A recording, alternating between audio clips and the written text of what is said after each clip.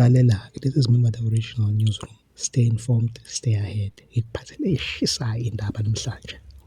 Ya, ke sanibona masosha kamdala, bathandi umkhonto wesizwe namalungu eqembu umkhonto wesizwe. Cha bafowethu, izwi linye sisasho into eyodwa sithi umkhonto usakhona, uyaphila futhi uzele abantu nokuzoshintsha iy'mpilo zabantu nokuzokhipha umuntu omnyama ekuhluphekeni.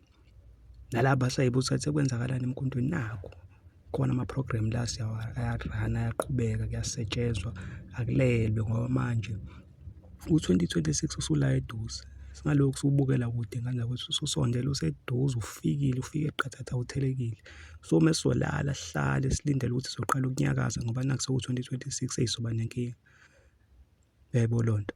So nje ngithi mina umkhonto usakhona ngane zakwethu, uyaphila lapho nalapho ilunga lomkhonto elikhona. Hlanganani bafowethu, akube khona into eyenzakalayo, uyabo, ningabi discouraged. Vele iy'nto zomkhonto ngeke vele kwi-TV, vele bazozama ukuthi balincishe ulwazi, zingavezwa izinto, yabo, kube ngazi ukuthi umkhonto into yayo into engasekho.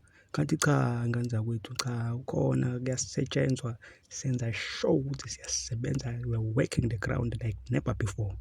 Nani niyayibonela la emkhontweni kumnandi, kuyajatshulwa, kuyadanswa, akulazi mina iqembu mina elinje.